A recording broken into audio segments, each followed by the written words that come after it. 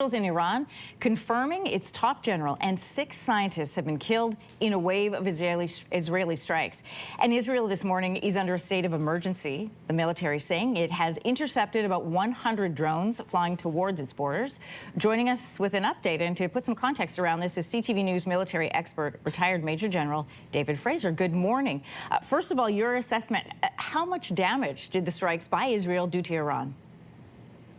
Well, I think strategically it was a huge success so far, and this is going to carry on for a number of days, according to the Prime Minister of Israel. And the fact that there were no missile attacks against Israel suggests that, again, their attacks against the missile sites was successful because there was only drones. So I think for the Israelis, another great mission in planning and execution.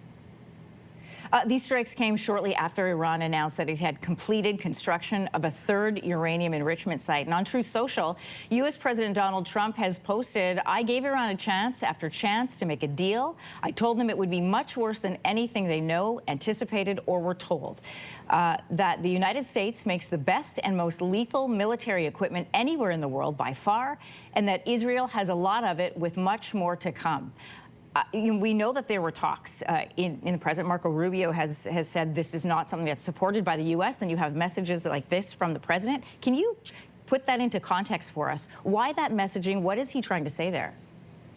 Well, a couple of things. It appears that the Americans did have some sort of knowledge before the attack because they pulled a lot of their people out of the area in anticipation of this. The second thing is, I think what you're seeing is on the president's side is more reactive messaging that he's already in the direct talks with Iran about trying to de-escalate the situation. But, you know, for Israel to attack now really derails those discussions that are supposed to happen in Oman very shortly. Well, we shouldn't expect that that will happen now that the attack has gone in. So what he's now doing is changing the channel, as he is master of, and just making it a point that, you know, look what how the Israelis did it was with American weaponry. But that really puts United States in the crosshairs of Iran too, because now they're going to be looking for retribution. So it's a bit of a, you know, a smokescreen, but at the same time, he's an opportunistic leader. Yeah, Secretary of State Marco Rubio for the U.S. has warned Iran against attacking any sites in the United States. In every conversation that you and I have had in the last year, when we are looking at the situation between Israel and Gaza, you have said always, what we don't want is an expansion, and we do not want Iran involved. They are now directly involved. Israel under a state of emergency, waiting for retaliation that has been promised. Iran framing this as a crime.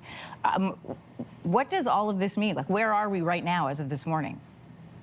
Well, we're closer to a regional conflict than we've ever had before, because we're talking that Israel has attacked now nuclear sites and enrichment sites. And they've also killed the head of the Revolutionary Guard. So this is now probably the most dangerous situation that the region has had. Iran's probably at the weakest point it has been in decades.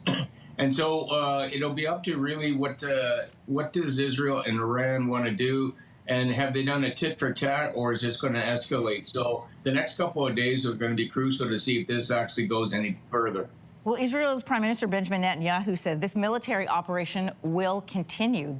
Does this mean we are headed towards war? Again, it's a great question, and it's unknown. But the fact that he's alluded to the fact that it's going to carry on and do more. You know, they've already killed a number of people, senior leaders, so are they going to try to do more, or are they going to go after more sites? But if they keep on doing this after nuclear sites, you know, the danger that this does turn into a greater regional war just grows by the hour.